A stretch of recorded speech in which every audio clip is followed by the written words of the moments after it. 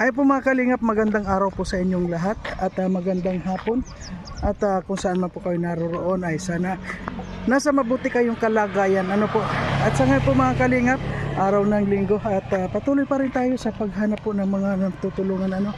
At sa ngayon po nandito po tayo sa bayan ng Malasugi at hinihintay lang po natin sila Dodong sa ngayon kasi po meron po ako sa kanyang i-repair ano. At hinihintay lang po natin siya. At siyempre po mga kalingap, wag natin kalimutan suportahan Kuya Bal Santos Matubang hatid na vlog at Kalingap Rap at Dodong Roel of Malalag, Kalingap Awi at ang inyo pong lingkod Marius Vlog. Ayan po mga kalingap, sana po suportahan po naman po natin ang munti ko pong channel ano po. At ayan. Shoutout po sa mga nanonood kay Kuya Mario. Supportahan po natin ang kanyang YouTube channel. Ayan, thank you Rachel at Thank you po kay Kuya Mario. Salamat po. Support po natin ang kanyang YouTube channel mga kalingap. No? Support po sa pamamagitan po ng pag-like, pag-share, and pag-subscribe po sa kanyang YouTube channel. At syempre, panoorin po natin yung kanyang mga ina-upload na mga charity works at mga live stream po niya. Thank you po and God bless us. ayan, thank you very much. Supportan po natin mga kalingap. Marius. Vlog, yan, supportahan natin. Marius Vlog, thank you very much. Mga kalingap, mga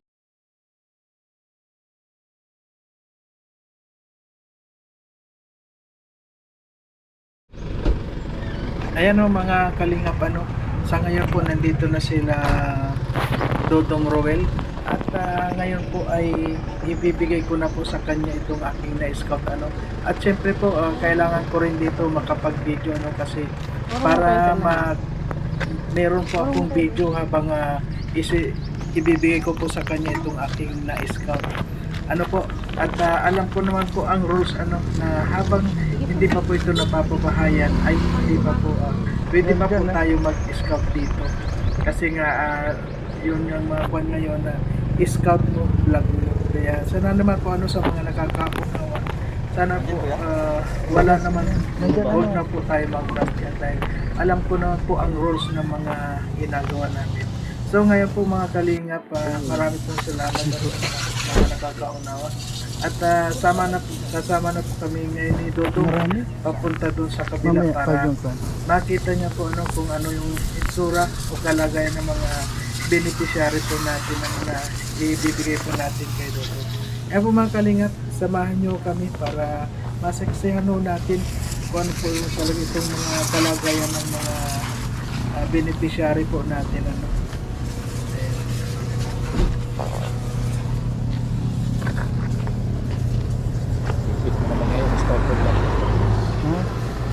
Kasi ang wag na lang natin, wag bahala sila.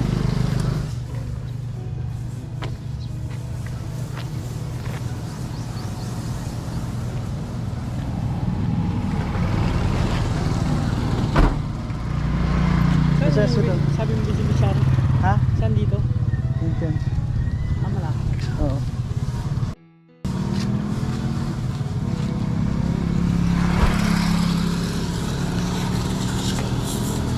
Ano kuya? Dito halika. Ha? Hindi, minsan nakikitulog yan dyan. Halika. Tulog sila? Ay, ayun sila. Andyan, ayan. Yan pala yung bubo.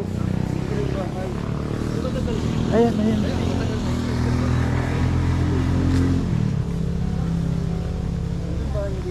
Ayan. Sa loob. O, yun. Oo. Oo. Oo. Buti nga, meron na nga. Dati dyan lang yung nakikita. Punta mo na kuya.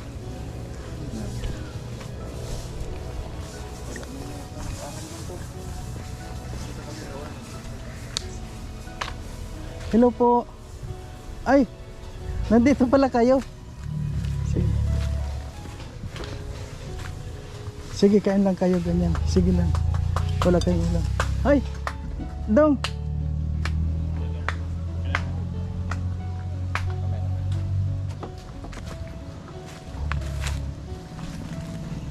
Sige na, ikaw na. Ayan, dyan. Oo, ayan. Yung naka ano? Oo. Anak niyo po ate? Pamangkin po. Pamangkin niyo. Pwede siya mamaya ma-interview, mamaya lang. Oo. Si ano, ate. Oh, sige, interview mo yun. Mamaya na lang, mamaya. Paano natin?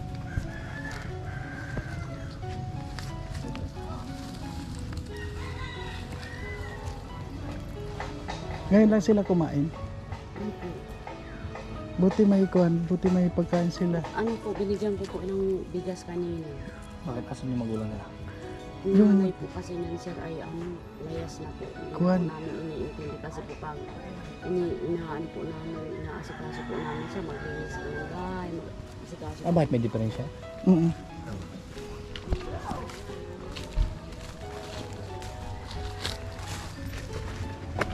Sa ngayon po mga kalingap, kumakain po yung mga bata. Mabuti nga po ngayon at may pagkain sila.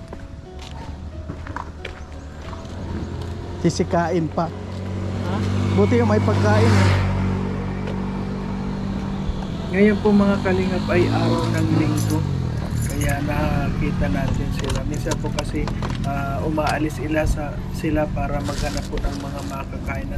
Mabuti na lang po ngayon at nandyan pa sila.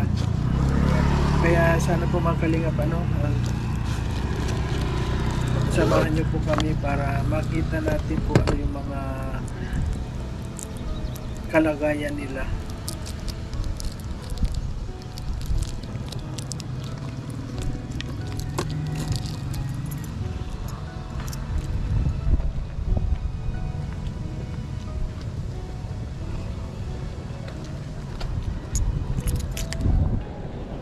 Ayan po mga kalingap.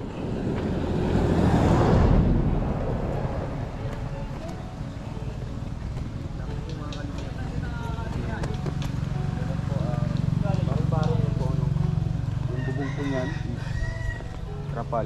At meron pong dingding na dahon po ng niyog. So andito po si Kuya Mario para mas lalo po nating malaman kung paano po niya ito nakilala. Kuya Mario, pang ilang ano muna po to? Bisita po dito sa beneficiary na ito. Pangalawa pa lang ito. Pangalawang beses. Oo. So Kuya Mario, ano pong background po? Ano pong istorya po ng batang ito? Bakit kailangan talaga ng tulong or kailangan talaga nating lingapin sa ating programa ang Team Kalingap? Okay so ngayon wag na lang natin ungkatin kung yung mga status nila noon dahil kung uungkatin mo talaga napaka mahirap talaga dahil iba yung pinagdaanan nila. So ngayon Kuya Mario, Ako medyo nila lang natin ngayon na kung ano man yung hinaharap nila ngayon yun na lang kasi kung ano sa kasalukuyan. yun. Oo. Oo. Kasi kung uungkatin natin yung dati noon baka magkapulisan tayo o ganun dahil nga itong mga batang ito. Siyempre Kuya, para din meron akong idea, 'di ba? Ano po pala ang nagiging problema po talaga dito? Ang problema dito, wala talaga silang matirhan, walang makain dahil yung kanyang magulang, yung kanyang ina ay hindi yung pag-iisip pa. Okay. So, Hindi wala po sa tamang wala pag-iisip. sa tamang pag-iisip. Kaya pinabayaan na yan dyan. At kung tatanungin mo naman yung mga magulang niyan, yung mga ama. Kaya Marami. isa't isa yung bawat isang anak, isang gano'n na yung nga na-rape siya. Yung bata. Oo, 5 anak, 5 ni-rape lang yun. Siya yung panganay. Oo. Kaya hindi mo alam kung sino yung kanilang mga magulang. So ngayon, sino po ang kasama po ng batang ito dito sa bahay po niya?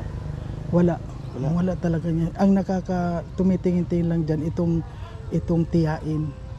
May tiyain siya na talagang hirap din kung makita mo yung bahay niya. Talagang hirap din siya. Ayan. At yun nga, na bulldozer na rin. Sige po Kuya, pupuntahan po natin ngayon, no? Siyempre alamin natin yung buhay, mga kalingap yung istorya po, para nang sa gayon po, mas malaman po natin yung totoong buhay po nito, no? Kung ano po talaga yung sitwasyon po ng batang ito, mga kalingap. Mabuti nga ngayon kahit papaano may kinakain. Ayun. So tara po mga kalingap, puntahan po natin doon. Okay Kuya. Sa likod ka lang po Kuya, no? Sige. Para at least malaman. Okay Kuya. Ayan po mga kalingap, sama-sama po tayo para makita natin kung ano yung mga itsura nila, kung ano yung mga kalagayan nila. Yung kanilang bahay, ano? Tapos sila natutulog. Hello po. Kumusta? Ako po si Ruel, kasamahan ni Kuya Mario. So, Ay, pwede Lourdes. ba, sino kasama niyo dito? Ito yung bahay niyo? Opo. Kami lang po tatlo. Tatlo lang kayo? Sila lagi ko. So, ilan kayo magkakapatid? Lahat? Ano po? 5. 5. Saan si mama mo? Naglalayo. Minsan po wala po kami. Minsan wala mo pang kaon. Sino nagluluto ng pang-umagahan niyo? Ikaw lang. Kami po. Puro po kami dito. May pwede makakondom, pwede makapagsalita. Sisi ko yan. Kasi kasi dati ito si Bernie, yan natulungan ko na yan. Ito. Oo, yung bunso. Noon na hindi ko pa nakita yan. Nung nakita ko ito si Bernie, wala siyang ibig sabihin 11 years old na siya. Wala siyang birth certificate, hindi pumapasok. Wala. So natulungan ko siya hangga't napaaral ko. Ito. Oo. Kaya ngayon nag-aaral yan dahil lang sa akin. Ay, grabe. Kaya ngayon, nung nakita ko, pag bakasyon ko bumalik ako dito, nakita ko na siya. Sabi Yung ko mga hindi ko na, kapatid niya. oo. Sabi ko hindi ko na ito kaya. Kaya nga, noon pa sinabi ko na sa iyo na ganun. Kaya ayun, ngayon lang ko nakita sila. So, ayan po mga kalingap. Yan po pala yung istorya mga kalingap na ito pong bunsong kapatid po ni Lourdes ay inaalagaan na po ni Kuya Mario, no? Ikaw hanggang ngayon po, Oo, ngayon, oo. sinusuportahan mo sa pag-aaral. Oo, so, nung napaaral ko siya, medyo parang pumunta ako ng doon sa Kalibo. Pumunta ako doon. Sa Aklan, oo. Sa Aklan, pumunta ako doon. Ano, diba? nahinto ba? Or- Hindi, dire-diretso siya. Dire-diretso pa rin. Hanggang ngayon nag-umaaral na siya. Ah, Umalis ako, kompleto na siya lahat, nag-aaral na siya lahat ng papeles niya, kompleto na. ay, grabe. So, ayun po. Thank you kay Kuya Mario, mga kalingap. Hindi pala alam ni Kuya Mario na ganito pala yung sitwasyon po ng buhay po ni, ano pa ito? Bernie, Bernie. Bernie, pangalan mo? Ilan taon ka na? May ilan taon ka na? 8? 8 ka na? 11 na yan. 11? 11 Anong grade ka na. Kinder ata yan. Hindi marunong magsalita kasi kahit na yung ina niyan, hindi rin nagsasalita, hindi rin marunong. So, ayun. Lourdes, anong pangarap mo paglaki? Anong gusto mong maging?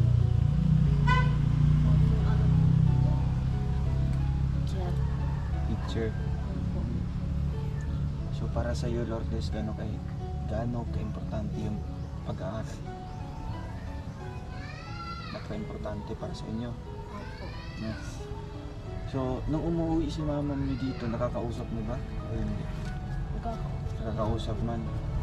Pero yung mga sinasabi niya, ano naman yung tawag dito, yung nasa tama naman. O minsan medyo yung bata yung pag-iisip, ganyan ba? So, hindi ba napatingnan yun sa doktor noon? Tapos, ano nangyari? Nakita mo yung mama niya, kuya? Hindi mo rin makakausap. Hindi makakausap. Mga kalingap. So ngayon Lourdes, paano mo kinakaya? Siyempre ikaw yung panganay. Ikaw yung nag-iisip, di ba? Kinabukasan, anong kakainin namin, di ba? Paano mo itataguyod itong mga kapatid mo? Gaano ba kahirap sa'yo, Lourdes? Siyempre nag-aaral ka pa. Anong grade ka na? Grade 6. Mahirap ba sa'yo?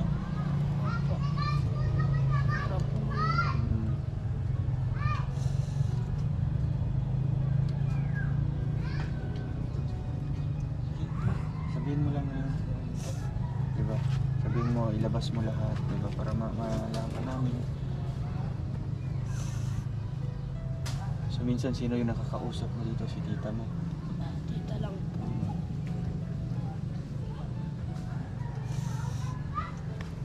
Ayan po mga kaibigan, no? So, ito po ang ending mo.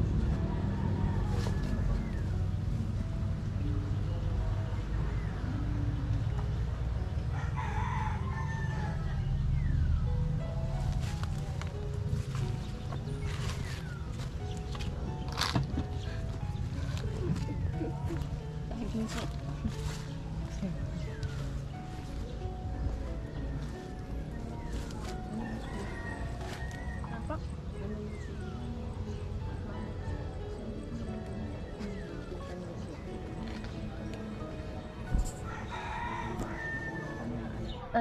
Kamag-anak. Opo. Ano sila kamag-anak mo? Ano po, mga pinsan ko po. Mga pinsan mo. Mm.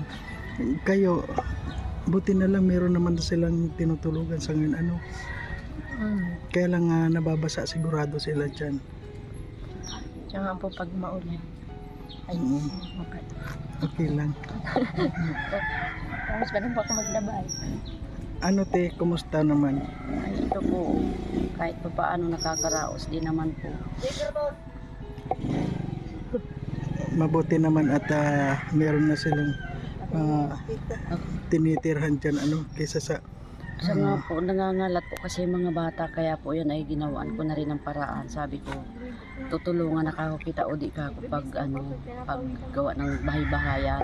Namulot po kami ng mga kawayan po doon na tinarapon.